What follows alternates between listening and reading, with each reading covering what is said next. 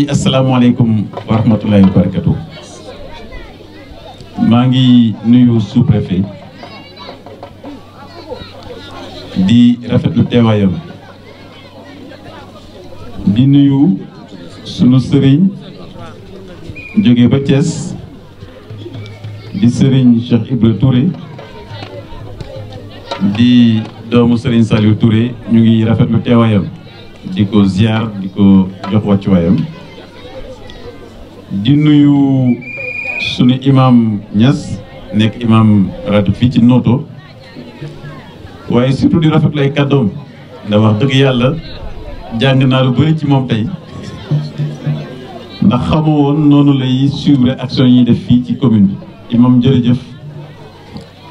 wane nga xam-xam waaye surtout wane nga méthodologie ndax nit ñi dañu jàpp ne souvent ñi jàng nasaraan rek ñoo am rigueur scientifique mais li nga wane tey joxe ay dates très précises ci ay action wane na ne mën nga nekk sëriñ nekk imam nekk ndongo daara am rigueur scientifique kon xale yi war nañ mën a jàng bu baax ci li nga def tey. di nuyu sunu chef de village sunu xarit Aliba di ko ndokkeel di ko féliciter ci organisation bii nga xam ne fan yii yëpp toogul mook Ndiaga Diouf kon chef de village jërëjëf su ma la nuyu naa waa Noto yëpp. di nuyu Ndiaga Diouf mi nga xam ne moo toogal fii di ko féliciter également ci ni mu ànd ak jeunesse su Noto mais ak dëkk yi wër Noto yëpp ànd ak jigéen ñi pour lii mën a am. di nuyu également Catalina mi nga xam ne la société Harmonia te ay weer a ngi ni ñu ànd ak ñun ci lii ñu def ci seen message mais également ak animateurs yi ñu àndal yëpp ñoom Mandoumbe ñoom Adja Fall te lii yëpp su amee également ñu féliciter aussi madame Sey mi nga xam ne moo koy organiser bés bu nekk. di nuyu également directeur des PME mi fi teew di nuyu chef de village u Kër Diatta di rafetlu teewaayam di rafetlu aussi doxalinam ci dëkk bi. di nuyu délégation bi jóge Thiès te le maire Lansana Cissé ànd ci ak ñoom Tidiane Ba. di nuyu nag notre formatrice madame Wilane di ko féliciter bu baax a baax ci liggéey bi ngay def. wane nga ne xam-xam mën na indi koom-koom. di nuyu groupement féminin yëpp di nuyu les Amazones koddu ñu ngi leen di ndokkeel ci seen voyage bi ngeen jóge di leen gën a ñaax ngeen gën a góorgóorlu.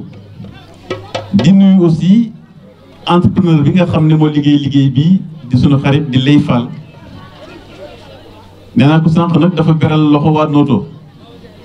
ndax liggéey bi dafa gaaw te mucc ayib kon Lay Fall jërëjëf. di nuyu nag la jeunesse et l'ASC de Noto vraiment gis naa ni ngeen taxawee dégg naa aussi seen doléance te sunu xarit ngay wax ko sànq yaakaar naa terrain ay poteau ratissé ko am këyit loolu moom jàpp leen am na pare parce que wax ngeen lu yenu maanaam la mën a nekk su ngeen ma newoon da ngeen bëgg stade naa leen ne am na farata yu jiitu yooyu waaye lii ngeen wax moom lu mën a nekk la te incha allah président commission domaniale prochaine réunion du conseil municipal na ngeen dugg délibération du terrain de Noto ñu jox ko xale yi. parce que dëkk yi aussi nee naa chef de village yi dee leen délibéré pour xale yi am ay fowukaay parce que terrain chef de village ñoo koy joxe commune bi dagg ko jox ko jeunesse bi kon chef de village jërëjëf ndax soo ci àndul woon loolu xale yi duñ ko mën a am. di nuyu turandoo marché bi di sunu waajur di sunu xarit di sunu conseiller di maire Nogoy Diouf moo tax ñii nekk sama gannaaw mooy les formatrices ñi ñu formé gannaaw bi ma leen félicité te su kanam léegi nañu jox seen diplôme ak jeunesse Noto bëgg naa bu ñu paree cérémonie bi ak Amazonie ñun ñëpp ñu def délégation dem ziar nuyu maire Nogoy Diouf ne ko lii yaa ko moom lii sa bés la kon chef de village sa gannaaw la ñuy topp ñun ñëpp ñu ànd dem nuyu sunu waajur googu di nuyu la presse su ma nuyu Babacar Ndaw nuyu Khady nuyu ma Sëriñ ñoom ñëpp xam naa leen samay rakk lañu ñi samay jarbaat di rafetlu seen liggéey di leen sant ndax information l'information vraie c'est un pilier de la démocratie de leen critiquer le gouvernement de leen critiquer les maires s'il ne faut pas un bon travail parce que dañu fal pour ñu liggéeyal askan wi donc vous êtes dans un rôle éminemment démocratique quand vous critiquez positivement un élu qui ne fait pas convenablement son travail loolu mooy pilier de la démocratie kon dañ leen di encourager ci liggéey bi ngeen def man je fais partie de ceux-là qui pensent que un pays ne peut se gouverner que dans la diversité des opinions et des projets et que le meilleur gagne et après Dieu c'est le peuple qui est souverain donc jërë ngeen jëf li may wax ci lu gàtt rek ci li ñu daje tey mooy marché bi dafa bokk ci programme bu yaatu bu ñu taxawal ci commune bi mooy mettre à la disposition des populations des infrastructures de développement defar nañu marché Anen defar nañ ko Taten defar nañ ko Sange tey ñu ngi Noto te y a plusieurs autres villages que nous allons inaugurer prochainement parce que infrastructure boo jëlee développement commune mbaa développement réew ñetti pàcc la ñetti piliers ñoo ko yor réew muy commune muy quartier ñetti pàcc ñoo ko yor bi ci njëkk mooy li ñu naan environnement fexe ba ku ñëw fa nga dëkk ku ñëw ci réew ma ku ñëw ci dëkk ba ku ñëw ci commune ba am envie investir am envie dëkk comme ni ko wax sànq imam am na borom boulangerie boo xam ne ñëw na Noto investir na si xaalisam dëkk na si loolu mooy l'environnement macroéconomique fexe ba investisseur mbaa citoyen bëgg ñëw dëkk Noto Diobass te fii may wax ak yéen bés bi yàlla sàkk li ñu jot ci ay demande ak bëri pour ñu bëgg am parcelle dëkk si fii Noto Diobass y a même des journalistes qui veulent habiter à Noto Diobass je crois bien mais loolu mooy environnement macroéconomique ñaareel bi mooy infrastructure ñaareelu pàcc bi infrastructure mooy lu mel ni des marchés mooy lu mel ni yoon mooy lu mel ni courant mooy lu mel ni case de santé mooy lu mel ni ambulance mooy lu mel ni lycée mooy lu mel ni collège infrastructure économique ak infrastructure sociale ñetteel bi mooy entreprise jigéen ñi jóge fii dem ba Chine nouer des partenariats ñu Noto Diobass c'est parce que nous voulons développer l'entrepreneuriat féminin à travers des initiatives osées parce que dafa doy boo nekkee femme rurale nga war a nekk rek la dernière roue de la carrosse nee na leen waru leen dëkk Noto Diobass mbaa ngeen dëkk Fimela mbaa ngeen dëkk Diofior mbaa ngeen dëkk Fongolemi te lu ñu jaay ci réew mi au lieu mu jar benn day jar ñett moo tax ma ne leen su ngeen jógee fii dem Chine ñaari mission ngeen am dëgg la am leen marchandise waaye ñaareel bi jàng leen technologie pour créer des entreprises également moo tax nee naa leen fii ak ay weer bëggatuma leen a gis ngeen di naan rek eau minérale boo xam ne feneen lay jóge am ngeen nappe phréatique am nañ usine bu defar eau minérale Notto Diobass mënul am 7 forages yu alimenter Dakar en eau ba pare mun leen taxaw usine boo xam ne def eau minérale ñu koy naanee fii di ko defaree fii. loolu nag initiative loolu entreprise la loolu c'est je m'adresse aux jeunes mais aussi je m'adresse aux femmes entreprise aussi mooy lii ñu def tey ak madame Wilane former les femmes à la transformation des produits agricoles parce que après l'agriculture la production c'est la transformation ensuite la commercialisation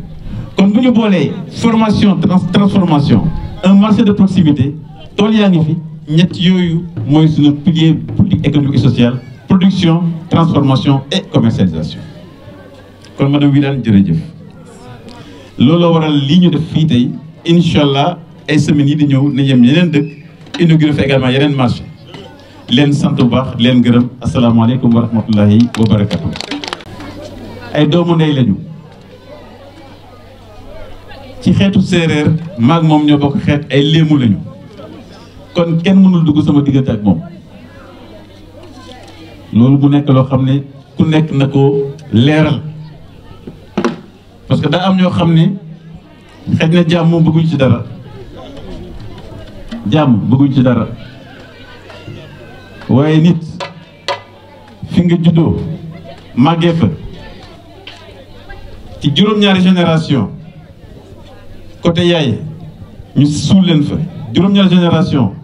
côté waajur bu góor ñu denc leen fa muy plus de 500 ans foofu waroo fa def lu ñaaw soo fa defee lu ñaaw c'est parce que da ngaa xamul sa bopp ñun ñii nag ci loolu lañ bokk moo tax Diobass gii li ñuy def xëy na sax dina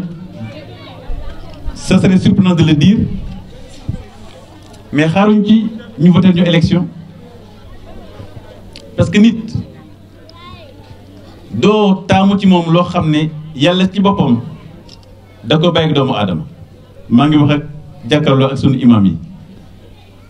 yàlla dafa sàkk doomu aadama jox ko liberté ne ko su la neexee sax mën nga ma bañ a gëm waaye nag ma ngi lay xaar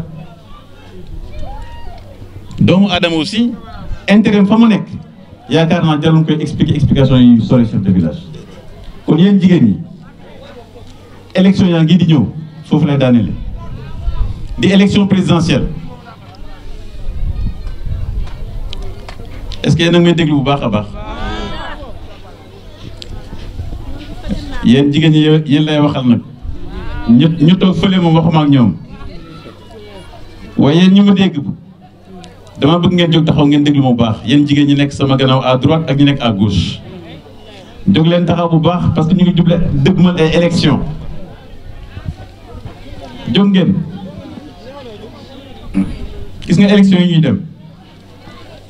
sunu candidat c'est le président Macky Sall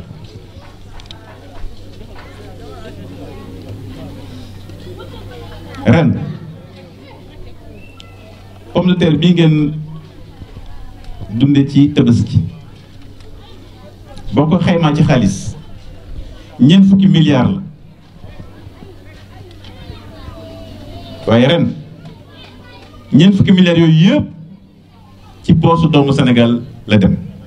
ndax ñoom ñoo ko béy jaay ko waa Sénégal te ñeenti at a ngi passé 2014 amuñu woon 10 000 tonnes 2018 ñu def 140 000 tonnes ay doomu Sénégal comme yéen ñoo ko def est-ce que loolu jarul tàccu mais loolu su amee c'est parce que daa am politique bu ñuy doxal ci wàllu production ak ci wàllu commercialisation mooy saa yu doomu Sénégal produire benn produit muy puso muy pomme de terre muy soble muy gerte muy suukar lu mu mënti doon gouvernement bi lay gunge ba nga jaay ko ba mu jeex ñu doog ubbi marché bi loolu politique la maa koy doxal ci ànd ceeg président Macky Sall waa léegi yéen ñi béy pomme de terre Sénégal ngeen dëkk Notto Gouye Diama ñii dëkk Daara Khoudoss ñii dëkk Anin fii ndax Notto est producteur également horticole waa dama ne ki fexe ba nga am 40 milliards bu la laajee nga votel ko ndax di nga ko votel am du ko votel di ngeen ko votel am du ngeen ko votel ñaareel bi 2012 20 000 Sénégalais ñoo amoon assurance maladie maanaam soo feebaree am fay faju fii may wax ak yéen 47 000 Sénégalais 47%. mais loolu avancement la am du avancement ñetteel bi du ma lim yëpp ndax fii la ñuy fanaan gerte gi ndax fii dañuy béy gerte le 1er décembre la signé benn arrêté ma ministre de l'agriculture pour ne kilo gerte ku ko jëndee lu gën a tuuti 210 francs waa commerce intérieur nañ la poursuivre téye la daan la amende te bu laajee ñu tëj dinañu tëj loolu lu ko waral pour que yéen béykat yi seen gerte gi du lamb yéen béykat yi seen gerte yi kenn du ko wanteer kenn du ko jëndee njëg goo xam ne du njëg est-ce que loolu jarul tàccu 210 francs bu ma ci jaayee 500 000 tonnes fois 210 000 francs la tonne yéen a ngi 100 milliards yoo xam ne géej béykat yee ko moom mbokk yi lépp matul ndax Notto Diobass gi am na lu des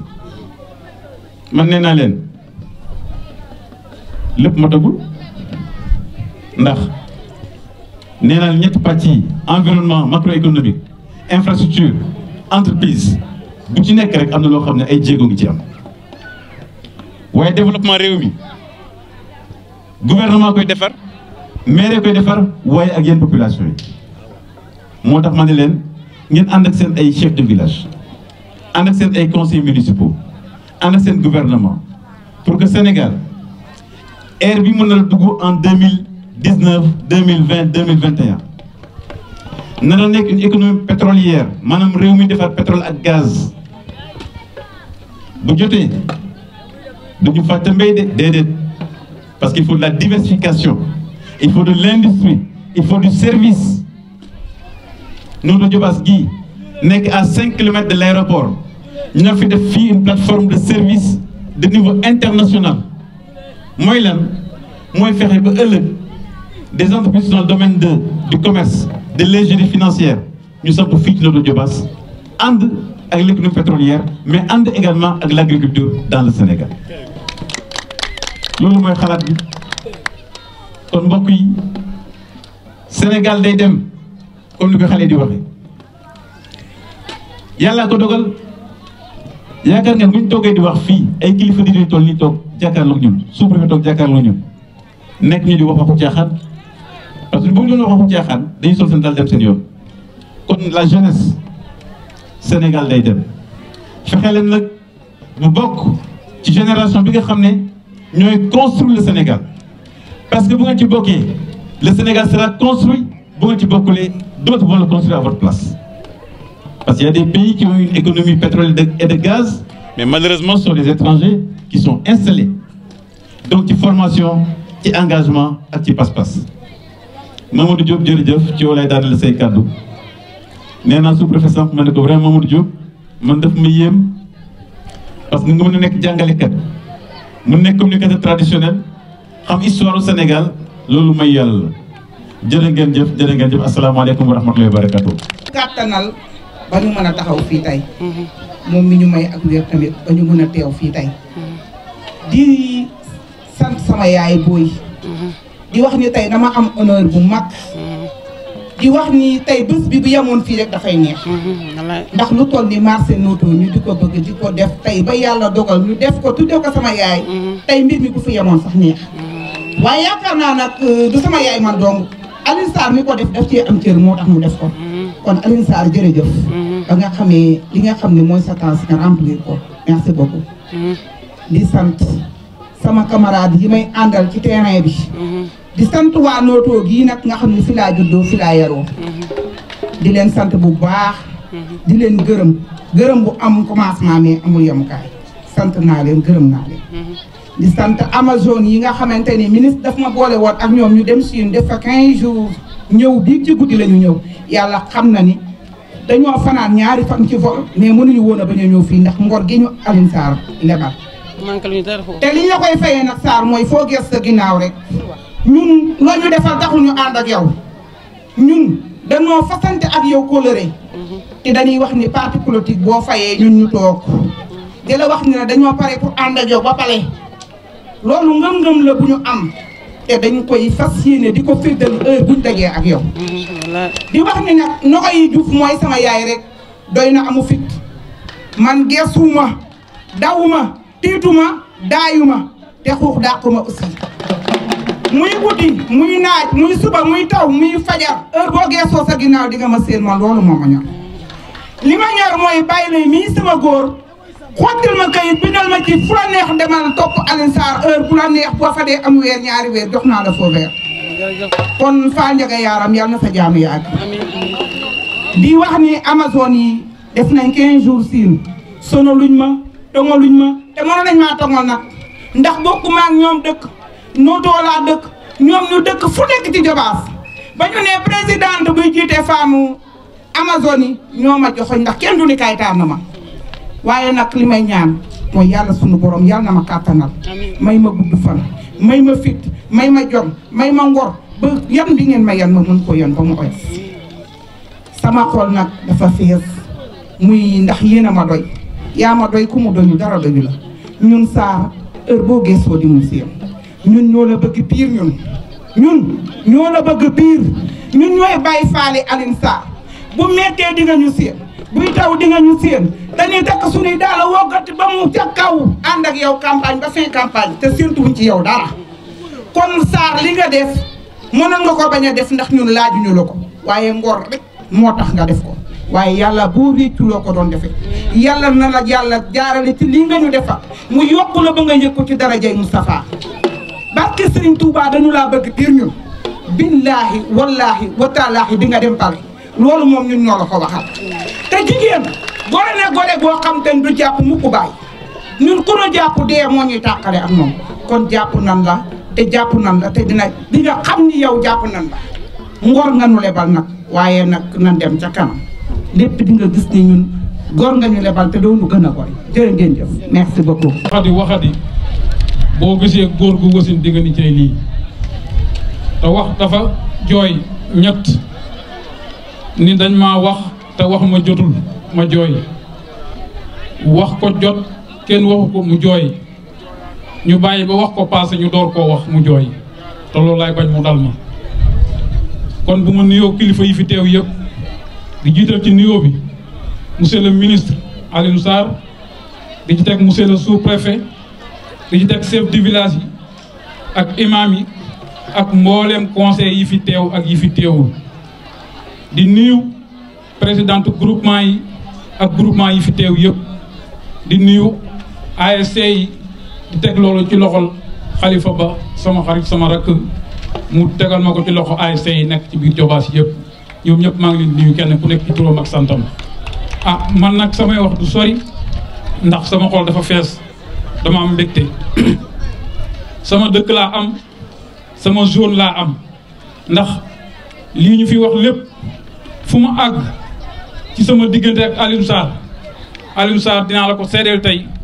sama mbokk yi sama dëkkandoo yi ñooy samay patron ci loolu muy waa Noto di waa Got di waa Kër Ma Touré di waa Kër Mori Fall Kër Demba Kebe Kër Saa Daaro Kër Birima Kura Kër Matar Daaro ja ak mboolem dëkk yi nekk ci biir Jobaas waaye daf cee raw dëkk yooyu nga xam ñoom wër ndax fu ma leen ne jóg leen ñu jóg Dakar ak Thiès ak fu ne waa Got a ngi nii waa Kër Mori fu ma leen lay jóg leen su ma leen woowoon tey téléphone ni leen suba dañoo amiti bu ñuy dem Dakar wala Thiès dinañ bàyyi lañ jàppoon lépp ñëw ngir yàlla ak sama jëmm comme ñooñu mënu ma leen a fay rawatina nag waa Nootu gi nga xam ne ñoom laa dëkkal damay ñaan yàlla toujours rek lépp lu ma na ma am te namu ma koo bokk ak samay dëkkandoo namu ma koo bokk ak samay bokk yàlla bu ma yàlla jox loola moo tax lépp lu mën a doon ci ñoom laay xëy ci ñoom laay gont ci seeni soxla lépp lu ma ca man di ko dox di ko wax nit nag day yéene ak a sabablu waaye dogal moom yàlla suñu borom moo koy def marché bii nga xam ne moom la ñu inauguré tey bañ ko soxlaa yàgg na trop wante loolu soxla te yàlla suñu borom dogalut wax dëgg yàlla loolu du mën a sotti waaye bi yàlla dogalee gis nañ ni mu yombe kenn ku nekk gis na liggéey bi car macha allah ni mu gaawee ak ni mu tegoo ci aw yoon ma leeral la fii nii marché bi ndax loolu moo ñu fi indi tey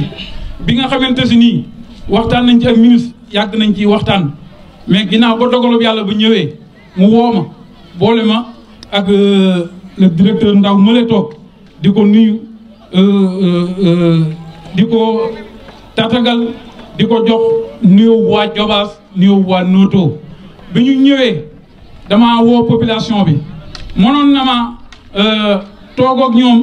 koy du tee ñu deeñ ma jox xaalis ba mais dama woo population dama dem ci chef du village mu woo population bi yëpp ñu daje ca place publique ba ñu yëkkati xaalis bi publiquement teg ci sama loxo fekk na booba am na benn comité développement de villageois bu ñu taxawaloon ci dëkk bi ma dem ni chef du village waxtaan ak moom ni ko comité boobu da nga leen di convoqué ñu toog bu ñu toogee ma yëkkati xaalis bi teg ci seen loxo liggéey bi fu mu jaar ñooñu ñoo koy saytu man doonuma ci dara lantinoor dong laa ci dox naa ko ba mu ñëw waaye ci seen loxo la jëmal parce que alalu askan wi la bi loolu amee comité boobu ñoo toog ñu woo entrepreneur bi di ko gërëm moom tamit di leen seedeel ay témoignages ci participation bi mu def ci liggéey bi ndax bi loolu amee fekkoon na moom mu am ay plan yu mu defaral monsieur le ministre ay marché yu mu war a defal bi mu defalee plan yi ñu woo ko rawatina mu doon suñu doomi dëkk wax dëgg yàlla loolu tamit ñun tamit duñ ko ci mooy ci lañ ko woo mu toog expliquer comité de gestion boobu comité villageois de développement boobu mu leeral leen plan bi ni mu demee ni leen marché bi nii lay toll ci guddaay nii lay toll ci yaatuwaay nii ak nii lay mel lii moo nekk ci plan bi li ci nekkoon taabal yi nekk ci biir bokku ci plan bi li ci nekkoon toilette bee ñu def ci ginnaaw bokku ci waaye loolu sama diggante ak moom diggante meeg waa dëkk bi diggante meeg population bi moo tax moom mu sacrifié wu engagé wu defal loolu waa dëkk bi muy taabal yi nekk ci biir mbaar mi ak toilette ba li nekk ci ginnaaw te loolu kenn ku ci nekk xam na ni gis nga dal bii ñu taxaw bi ñu ñëwee dañoo programmé woon marché bi ñu samp ko ci kaw dal bi nekk dalu marché bi mais bi mu ñëwee moom dafa xool ci liggéeyam ku gis xam ni dal bi tegaat na beneen dal ci kaw bu bokkul ak dal bii kon donc sacrifié wu na ci def na ci boppam liggéey bi na ñëpp jàpp ni amu ci dara daf koo def ngir waa Noto loolu tamit dama koy seede di ko sant di ko gërëm bi waa dëkk bi teewee ma yëkkati xaalis bi jox leen ñu yëkkati la ñuy jox entrepreneur ba jox ko ñu taxawalaat beneen comité foofa comité boobu ñu digal leen ni nañuy dem di saytu marché bi lépp loo xamante si nii gis nañu dëppoo wut ak li ñu waxante woon ak entrepreneur bi ci plan bi donte dañoo dëkk tamit ngeen ni ko lii kat bu ñu sañoon mu demee nii ak nii parce que nii lañ ko xalaatee woon nii lañ ko bëggee woon comité bi di dox loola fu xaalis tegoo ci loxoom comité boobu ñoo yëkkati xaalis bi jox ko ba xaalis bi mat sëkk mu liggéey ko ba liggéey bi àgg nii kon loolu laa doon leeral rek ci gestion bi nga xamante si nii actuellement taxaw nañu benn comité de gestion xam naa bu ñu paree yaakaar naa mooy kii bu mujj bi pour le maire ak le sous-préfet ou le chef du village valider loolu ñu continuer gestion wu marché bi man nag foofu laay yem ci ay kaddu di gërëm bu baax monsieur le ministre Alioune Sarr man daal maa ngi lay xamal ne la man sama waa dëkk laa am lépp lu ma lay wax ci sama waa dëkk la jëm amul lenn lu ma lay wax loo xamante ni lu jëm si ci man la man sama bopp dama koo bàyyi ak yàlla lépp lu ma yàlla wërsëgaleel ci àdduna lu mu yàgg-yàgg dinaa ci jot lu ma yàlla wërsëgaleelul mënuma moo doon dem ci asamaan saaka ñëwee du ma ci jot te leer na ma ni lépp lu mën a doon xam naa yéene ji nga am ci man ndax gis naa responsabilité yi nga may jox bari néew na looy def wala looy wax ci biir Jobaas te woowuloo ma wala nga envoyé ma message wax ma ne léegi lii te kilifa nga bu la neexoon yow yëpp du la ci fekk kon wax dëgg yàlla waa dëkk bi daanaka wax nañ lépp imam li mu fi wax doy na sëkk amatul dara lu ñuy waxati ci ab bilan boo xamante si nii moom nga def fii kon foofu laa yemale kàddu yi di gërëm ñëpp képp ku fi ñëw daal yëgal ni su ma mënoon la tudd su ko temps bi maye woon dinaa la tudd waaye yëgal ni sama xol sedd na ci yow te képp ku fi ñëw gis naa ko muy góor muy jigéen ñu jóge ci yéen dëkk ak dëkk bu mu mën a doon maa ngi sant ñëpp di gërëm ñëpp wasalaamu aleykum wa rahmatullahi taala wa barakatuhu. Oui, nous sommes dans le cadre d'un programme que nous avons initié depuis quelques années. Un programme qui s'appuie sur 3 piliers. Le premier, c'est une production agricole de plus en plus élargie et renforcée. Vous savez que notre Jobaas est devenu aujourd'hui une zone horticole. Nous avons visité avec vous l'année dernière la production d'oignons dans le village de Bibiran, de 100 hectares. Vous savez également qu'au niveau de Anen aussi, nous produisons beaucoup de produits horticoles, la pomme de terre, les choux, donc tout ce qui est produit horticole. Mais également, nous avons aussi un programme d'élevage assez renforcé. Nous avons démarré ici une insémination artificielle avec des programmes d'élevage d'autonomie en mouton. Et donc, je disais donc le premier pilier, c'est élargir la production agricole au sens large. Deuxième pilier, c'est la transformation. C'est la raison pour laquelle vous avez vu ce matin la formation que nous avons faite depuis plusieurs jours ici dans le village de Noto. Après l'avoir réalisée à Taten, mais également à Sangé, aussi à Anen, bientôt à Babak, à Djungan, dans tous les villages où nous allons construire des marchés. Mais le troisième pilier, c'est le commerce de proximité. Et c'est la raison pour laquelle nous inaugurons une plateforme commerciale qui permet justement à ces braves dames de commercialiser leurs productions agricoles, mais également les produits transformés. Donc nous avons été très heureux vraiment de l'inaugurer ici, à Noto, qui est le village centre. Mais également, à côté de ce marché, nous avons aussi des cantines que nous avons mis autour de la route pour permettre justement à cette production d'être commercialisée dans de bonnes conditions et de connecter en fait l'économie locale à l'économie régionale et nationale. Ce que je dis, c'est que le gouvernement est dans l'action. Le gouvernement est dans le travail et non pas dans la polémique. Je dis bien depuis 6 ans, le gouvernement du Sénégal, sous l'instruction du président Macky Sall, a démarré une politique commerciale de commercialisation des produits locaux au Sénégal qui a fait des résultats éclatants et qui connaît un succès que tous les Sénégalais de bonne foi peuvent constater. Je vous ai dit tout à l'heure, si nous prenons le produit horticole, comme la pomme de terre, pour la première fois au Sénégal, le Sénégal était autosuffisant. De moins de 14 000 tonnes en 2014, nous sommes aujourd'hui à 140 000 tonnes en 2018. Si vous prenez l'oignon, de 250 000 tonnes, nous sommes à 420 000 tonnes en 2018. Si vous prenez la mangue, de 6 700 tonnes vendues, en 2013, nous sommes à plus de 21 000 tonnes. Si vous prenez le riz de la vallée, premier trimestre de 2018, c'est plus de 4 milliards qui ont été injectés dans les poches des paysans. Donc je peux lister chaque variété. La communauté de Djobas où nous sommes aujourd'hui, avec vous, nous avons visité dans le village de Ngolfagné, il y a quelques mois de cela, une production horticole de plus de centaines de tonnes d'oignons et de pommes de terre. Donc cela veut dire quoi? Que cette politique commerciale que nous avons mise en place, adossée à une politique de production, donne ses résultats. Si vous prenez le sucre, de 2012, on est passé de 84 000 tonnes à 144 000 tonnes en 2018. Donc cela veut dire que la politique commerciale fonctionne. Donc ce que j'ai dit et que je répète, et sur lequel vraiment tous les Sénégalais peuvent le constater, c'est que chaque fois qu'il y a une production au Sénégal, le gouvernement accompagne l'entreprise qui est dans cette production. Si demain, vous, M. Serigne, vous avez une entreprise qui fait des aiguilles ou des pinces, le gouvernement vous accompagnera. Vous avez vu les Sénégalais qui vont jusqu'en Chine pour aller acheter des cure-dents. Moi, j'incite à ce que des PME sénégalaises fabriquent des cure-dents, parce qu'une cure-dent, ce n'est pas une technologie difficile. Et de ce point de vue également, le Sénégal appliquera la politique de régulation. La politique de régulation, c'est quoi? C'est utiliser les instruments de l'Organisation mondiale du commerce qu'on appelle les instruments de sauvegarde, des instruments de protection des industries naissantes. Parce que chaque pays qui a une industrie naissante a le droit de pouvoir l'accompagner, comme l'ont fait les États-Unis, comme l'a fait dans le passé le Royaume-Uni au XVIIIe siècle, mais également comme a fait l'Europe. Donc ces instruments-là sont des instruments légaux que le Sénégal met à la disposition de nos entreprises. C'est la même chose également sur la pâte alimentaire. J'ai réuni récemment les entreprises qui font la pâte alimentaire. Nous les avons également accompagnées. Aujourd'hui, elles sont en train de redresser. Nous faisons la même chose également avec la farine. Au Sénégal, aujourd'hui, personne n'importe de la farine. Nous avons 7 industries qui font de la farine. Donc, secteur par secteur. C'est la raison pour laquelle, d'ailleurs, vous regardez que l'économie et la balance commerciale du Sénégal s'améliorent. Les exportations s'améliorent, la commercialisation des produits locaux s'améliore. Et donc, naturellement, c'est cela que nous mettons en place et sur lequel tout dispositif, toute entreprise a sa place. Et bien entendu, la compagnie sucrière qui est une entreprise importante a sa place également dans ce dispositif. Oui, mais absolument. Je dis la compagnie sucrière qui est une entreprise importante a sa place dans ce dispositif qui lui bénéficie. Parce que je vous rappelle, de septembre 2017 à octobre 2018, la compagnie sucrière avait produit 144 000 tonnes de sucre, importé 75 000 tonnes, ça fait 219 000 tonnes qu'elle a complètement vendues, commercialisées. Et il ne restait que 6 000 tonnes en octobre 2018.